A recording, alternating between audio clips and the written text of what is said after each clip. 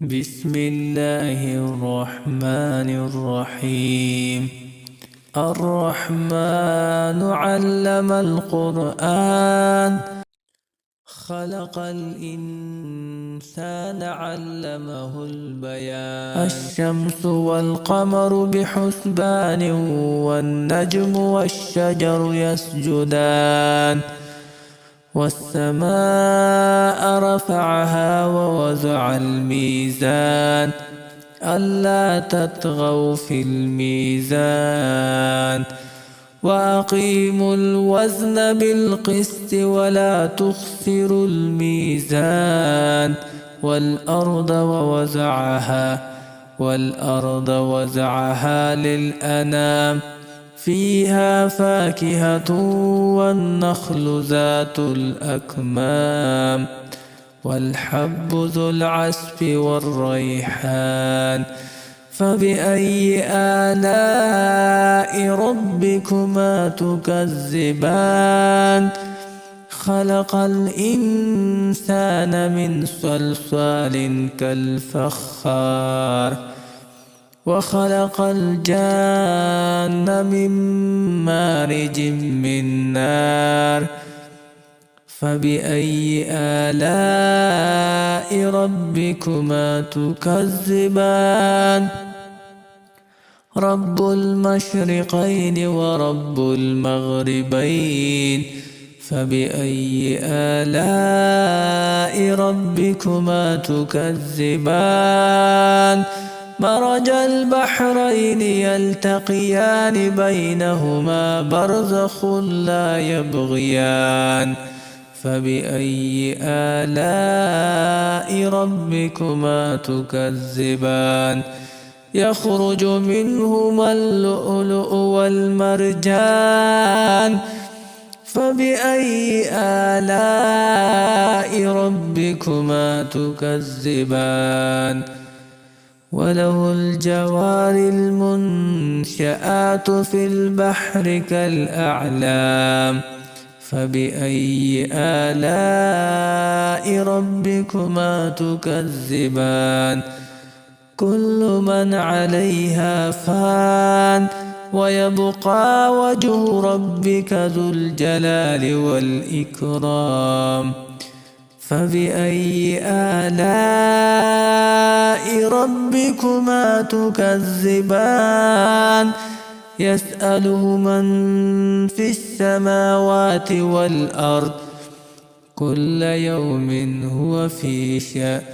فبأي آلاء ربكما تكذبان؟ سنفرغ لكم أيها الثقلان. فبأي آلاء ربكما تكذبان؟ يا معشر الجن والإنس إن استطعتم أن تنفذوا من أقطار السماوات والأرض فانفذوا، لا تنفذون إلا بسلطان. فبأي آلاء ربكما تكذبان؟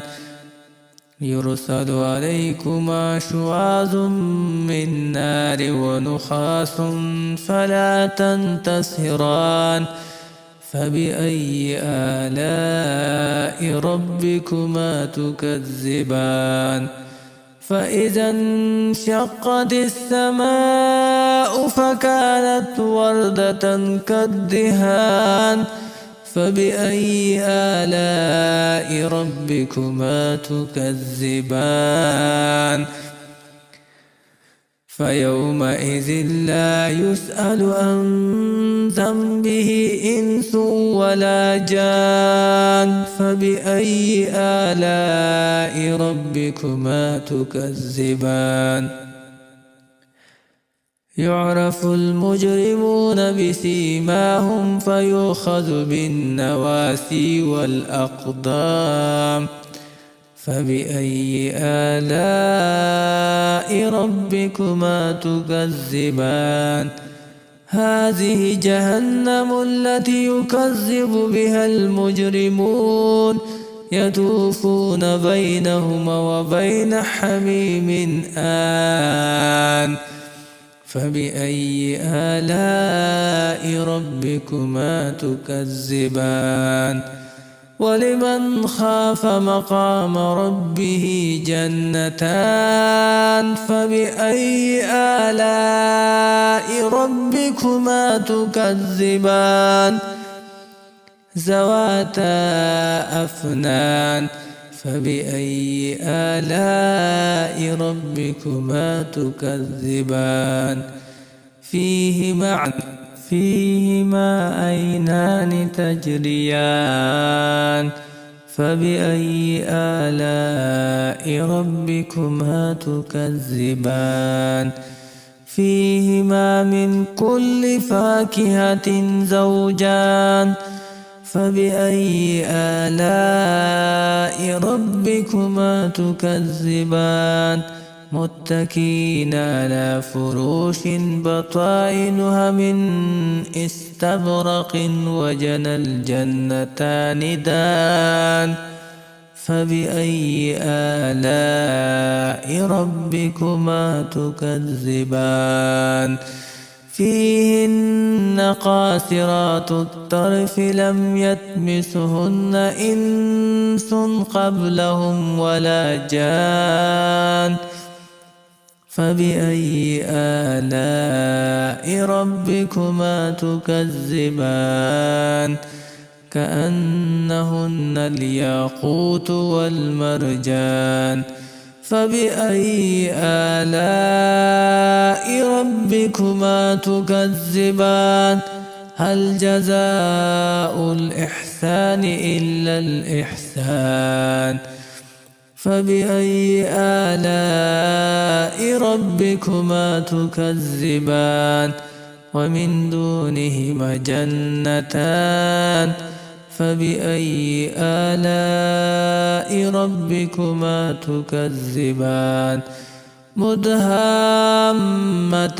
فبأي آلاء ربكما تكذبان فيهما عينان نضاختان فبأي آلاء ربكما تكذبان فيهما فاكهة والنخل ورمان